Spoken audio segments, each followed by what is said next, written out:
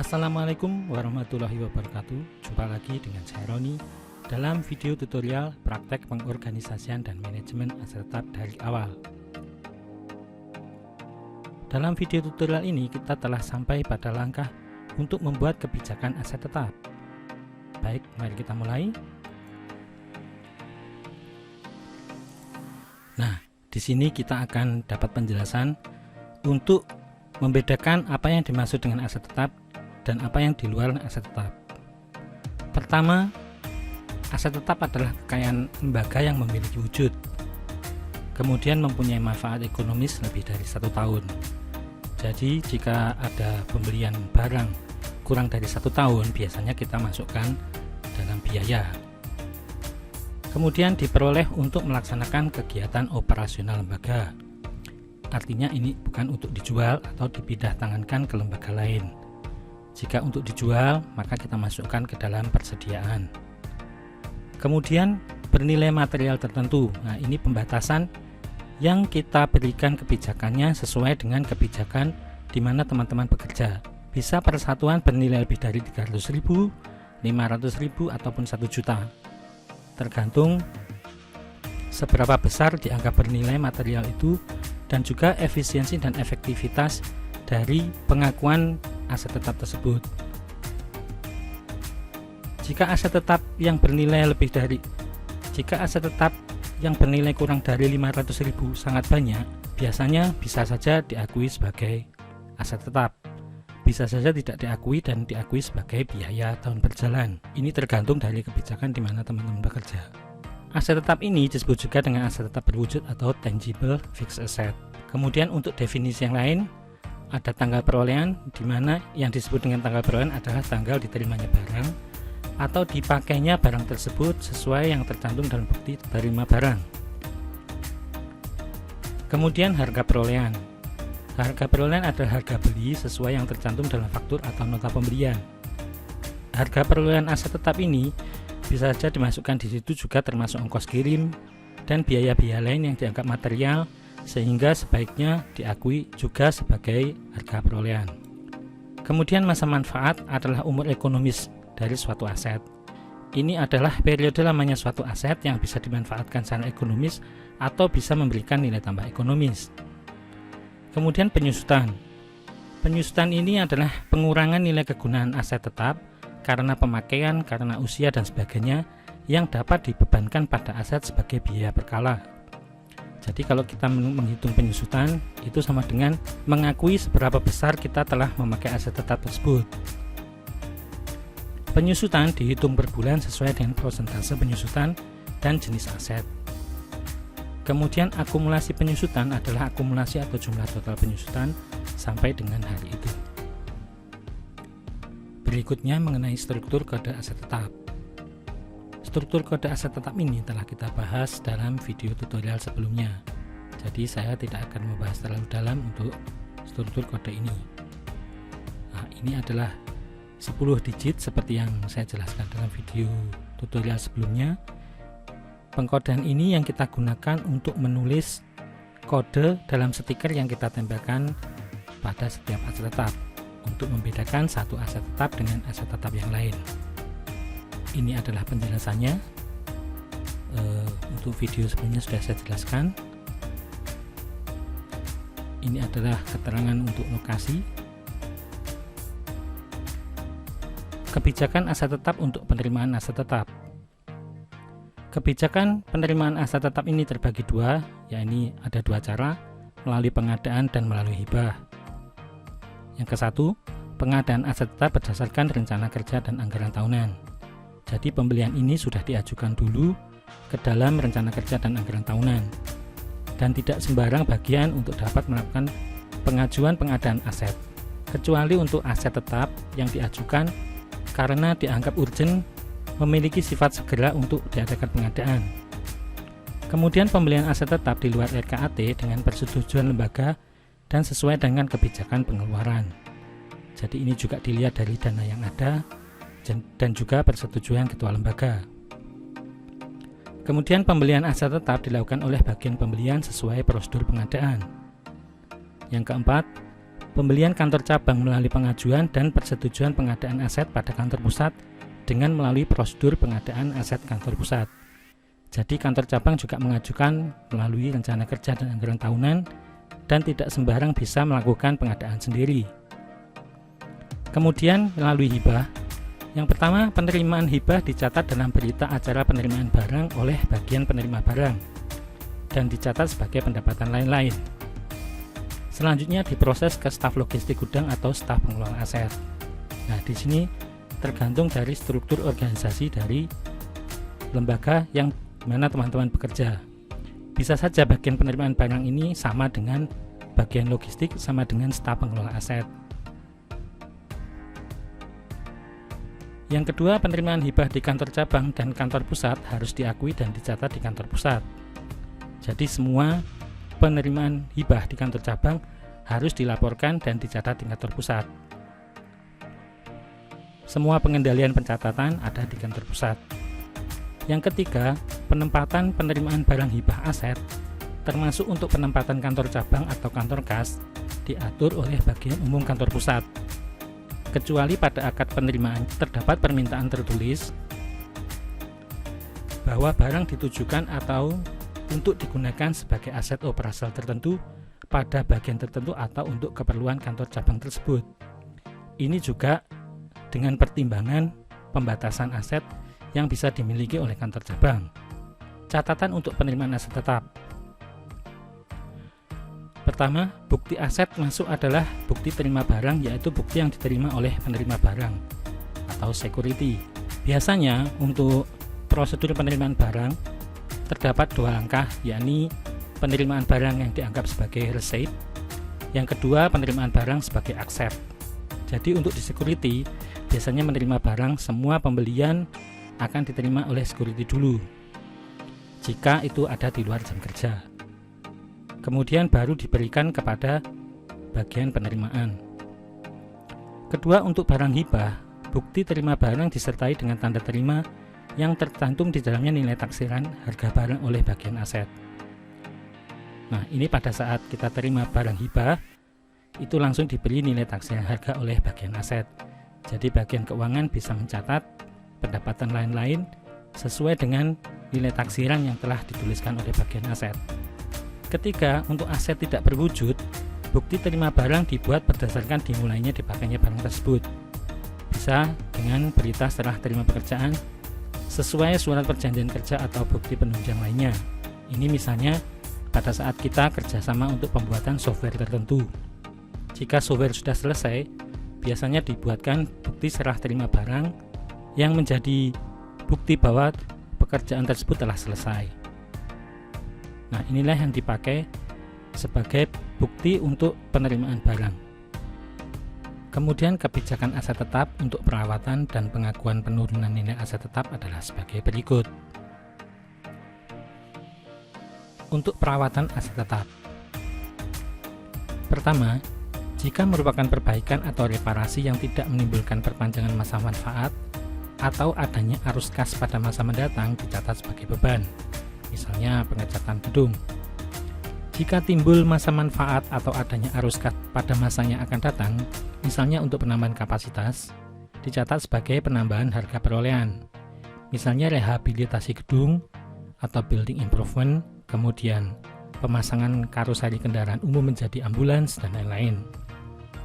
Yang ketiga, perawatan aset kantor cabang atau kantor kas dengan biaya melebihi Rp500.000 dengan persetujuan kantor pusat. Nah, ini tergantung dari kebijakan di mana teman-teman bekerja. Jika misalnya punya kantor cabang atau punya kantor kas dan melakukan biaya perawatan, kalau biaya perawatannya itu cukup besar, harus dengan persetujuan kantor pusat dulu. Kemudian untuk penurunan nilai aset. Penurunan ini dilakukan jika pertama, terdapat kerusakan yang cukup signifikan sehingga fungsi aset menurun drastis dan diakui sebagai beban kerugian. Kemudian kedua, aset merupakan barang yang obsolet atau arus secara waktu, misalnya karena pengaruh perkembangan teknologi. Ini terutama terjadi pada komputer-komputer yang digunakan oleh bagian desain. Yang ketiga, penurunan nilai aset dilakukan dengan membuat berita acara penurunan nilai barang. Nah, ini adalah kebijakan untuk otorisasi. Jika nilai total penghapusan kurang dari 10 juta rupiah diotorisasi oleh manajer misalnya. Kemudian jika nilai total penghapusan 10 juta rupiah atau lebih diotorisasi oleh ketua lembaga.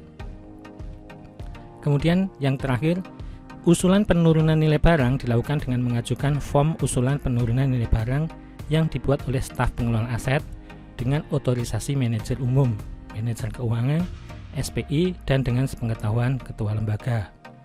Nah, ini dibuat form usulan di mana di bawahnya nanti ada tanda tangan dari masing-masing, yaitu pengelola lembaga, manajer umum, manajer keuangan, SPI, dan juga ketua lembaga. Untuk tips perawatan aset dan penurunan nilai.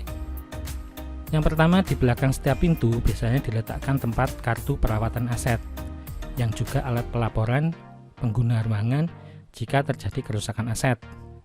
Nah, ini biasanya di belakang pintu ditempatkan kartu perawatan. Nah, nanti jika ada kerusakan, pengguna ruangan bisa mencatat di situ ada kerusakan pada aset apa dan kerusakannya seperti apa. Jadi bisa ada pengendalian, pelaporan, dan juga bagaimana kecepatan dari bagian aset untuk merawat aset tetap tersebut. Kemudian juga untuk kendaraan diletakkan di tiap kendaraan bersama lembar servis kendaraan. Nah, ini untuk pengendalian, di situ bisa diketahui apakah kendaraan tersebut cukup sering diadakan servis, dan juga untuk pengendalian apakah kendaraan tersebut sudah waktunya untuk dilakukan check up. Ketiga, bagian aset melakukan cek keliling tiap ruangan dan kendaraan, memeriksa kartu perawatan ini setiap pekan untuk menyiapkan perawatan. Keempat, untuk aset yang bersifat segera dilakukan perawatan, bisa dilaporkan melalui cara lainnya, misalnya lewat telepon, atau form perawatan, atau pengisian laporan lewat Google Form.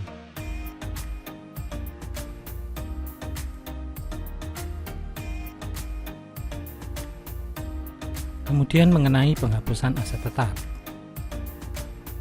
Penghapusan aset dilakukan jika pertama, aset hilang, kedua, terjadi kerusakan atau keausan sehingga fungsi aset telah hilang sama sekali, yang ketiga, aset dihibahkan atau disalurkan, yang terakhir adalah aset dijual. Pertama, penghapusan aset untuk aset hilang, rusak atau aus dipakai sebagai beban lainnya sebesar nilai bukunya, dan nilai bukunya dihapuskan menjadi 0. Kedua, penghapusan aset dilakukan dengan membuat berita acara penghapusan aset. Ketiga, jika nilai total penghapusan kurang dari 10 juta rupiah diotorisasi oleh manajer. Yang keempat, jika nilai total penghapusan 10 juta rupiah atau lebih diotorisasi oleh ketua lembaga.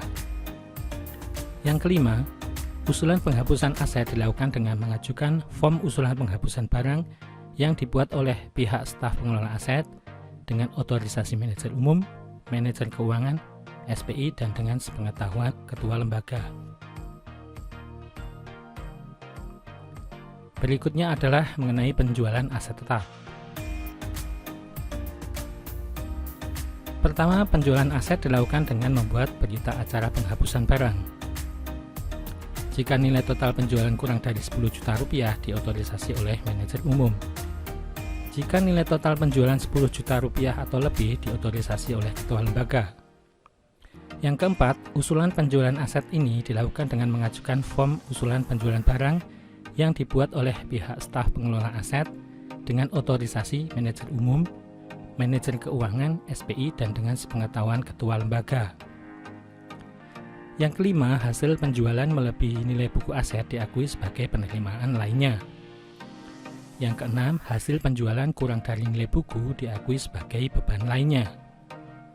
Yang ketujuh, apabila terjadi tukar tambah aset, maka aset dinilai berdasarkan nilai wajarnya dengan ditambah sejumlah uang yang dikeluarkan untuk mendapatkan aset tersebut. Kemudian mengenai perpindahan aset. Yang pertama, perpindahan lokasi aset melalui berita acara mutasi aset. Yang kedua, permindahan lokasi aset harus dicatat dalam laporan mutasi aset. Nah, ini karena seperti pada video sebelumnya, setiap aset memiliki nomor yang berbeda. Ini dituliskan dalam stiker yang ditempelkan dalam setiap aset, dan itu menunjukkan juga tempat aset tersebut.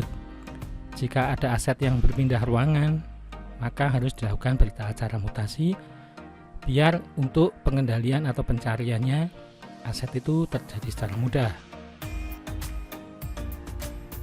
Berikutnya, pembatasan jumlah dan pemakaian aset tetap. Pembatasan jumlah aset. Pertama, jumlah aset tertentu dibatasi sesuai kebijakan yang diterapkan oleh ketua lembaga secara tahunan. Contohnya, kendaraan operasional roda 2 dibatasi 2. Kedua, jika jumlah aset melebihi kebijakan harus segera dieksekusi sesuai kebijakan. Misalnya dijual dalam waktu selambat-lambatnya 1 bulan setelah barang diterima. Ini banyak terjadi pada lembaga yang sering menerima hibah. Biasanya kadang-kadang menerima hibah sepeda motor atau menerima hibah yang lainnya, sehingga harus dibatasi. Kemudian pemakaian aset. 1. Pemakaian aset untuk keperluan operasional lembaga. 2. Pemakaian aset diatur melalui prosedur pemakaian aset. Yang ketiga, pemakaian aset di luar lingkungan kantor dapat dilakukan dengan mengajukan permohonan pemakaian aset. Ini misalnya mengajukan permohonan untuk membawa laptop ke rumah untuk digunakan lembur di rumah, atau mungkin ada kebijakan untuk misalnya pada saat pandemi ini kita melakukan work from home atau WFH, sehingga beberapa aset harus dibawa ke rumah untuk melakukan pekerjaan tersebut. 4. Aset merupakan tanggung jawab pemakai aset. Kerusakan atau kehilangan aset karena kelalaian atau kesengajaan merupakan tanggungan pemakai aset. Yang kelima, pemakaian atau peminjaman aset di luar keperluan operasional lembaga dengan melalui persetujuan ketua lembaga. Kemudian, stok opnim dan penyusutan aset tetap. Untuk stok opnim, yang pertama, stok opnim aset tetap dilakukan paling sedikit 1 tahun sekali. Yang kedua, stok opnim dilakukan oleh staf umum dan staf keuangan dengan koordinasi manajer umum. Yang ketiga, berita acara stok opnim aset paling lambat diserahkan kepada ketua lembaga tanggal 10 Oktober. Ini sesuai dengan kebijakan di mana teman-teman masing-masing bekerja. Yang keempat, penyesuaian pencatatan aset dilakukan sesuai berita acara stok opnim. Kemudian untuk penyusutan aset tetap. Yang pertama, penyusutan aset tetap menggunakan, misalnya di sini menggunakan metode garis lurus. Kedua, penyusutan dihitung berdasarkan bulan dari tanggal perolehan aset dengan penghitungan 1 bulan penuh. Jadi misalnya diterima di tengah bulan atau hampir di akhir bulan, tetap dihitung 1 bulan penuh. Ini untuk mempermudah penghitungan, karena biasanya kita menggunakan aplikasi untuk perhitungan. Jadi di sini pakai rumus sehingga hanya bisa menghitung untuk 1 bulan penuh. Yang ketiga, bila akumulasi penyusutan sama dengan nilai beli, jadi nilai bukunya sudah 0, sedangkan barang masih dalam kondisi terpakai aktif, maka dianggap nilai bukunya adalah 1 atau tidak 0. Jadi dalam daftar tabel penghitungan aset dan penyusutan nanti tidak bernilai 0. Kalau bernilai 0 dianggap barangnya sudah tidak ada.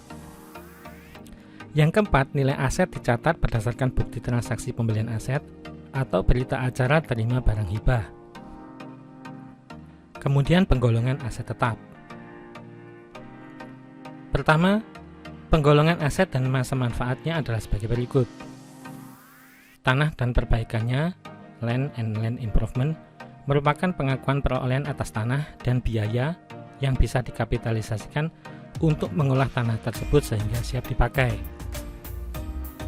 Biasanya untuk biaya pengolahan tanah cukup besar sehingga bisa dimasukkan dalam land improvement, diakui sebagai aset dan disusutkan setiap bulannya sehingga tidak dianggap sebagai biaya pada saat itu.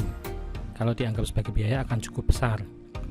Kemudian bangunan dan perbaikannya, building and building improvement, merupakan pengakuan perolehan atas bangunan dan biaya yang bisa dikapitalisasikan meliputi perbaikan maupun penambahan atas bangunan yang bisa meningkatkan kapasitas atau nilai guna bangunan tersebut. Yang keempat, inventaris komputer adalah inventaris yang berkaitan dengan satu perangkat unit komputer beserta printer. Yang kelima, inventaris elektronik adalah inventaris dengan penggerak tenaga listrik selain inventaris komputer. Dan yang keenam, inventaris lainnya adalah inventaris selain komputer dan elektronik. Ini seperti meja, lemari, kursi, dan lain-lain. Nah, berikut di bawah adalah penggolongan dari aset tetap serta manfaat yang diakui ini sebagai alat pengukur untuk menyusutkan aset tersebut. Pertama, tanah dan perbaikannya. Ini masa manfaatnya seterusnya sehingga tidak kita tuliskan dan tidak disusutkan. Kemudian bangunan dan perbaikannya dianggap 20 tahun. Ini disusutkan untuk 20 tahun. Yang ketiga, kendaraan 10 tahun. Yang keempat, inventaris komputer untuk 5 tahun. Yang kelima, inventaris elektronik untuk 5 tahun. Dan yang keenam, inventaris lainnya juga 5 tahun. Untuk inventaris komputer bisa saja disusutkan untuk 3 tahun untuk komputer tertentu, misalnya komputer desain. Baik, sampai di sini dulu untuk praktek pengorganisasian dan manajemen aset tetap untuk kebijakan aset tetap. Marilah kita checklist dulu penyelesaian dari langkah-langkah yang kita lakukan untuk penyusunan laporan keuangan dari awal. Kita telah melakukan inventarisasi aset, kemudian pengarsipan, pemetaan lokasi, perkodean, membuat kartu aset tetap, dan membuat kebijakan aset tetap. Langkah berikutnya kita akan membuat tabel perhitungan serta menyiapkan form-form pendukung yang diperlukan untuk pengorganisasian aset tetap. Terima kasih, sampai di sini dulu. Semoga bermanfaat. Assalamualaikum warahmatullahi wabarakatuh.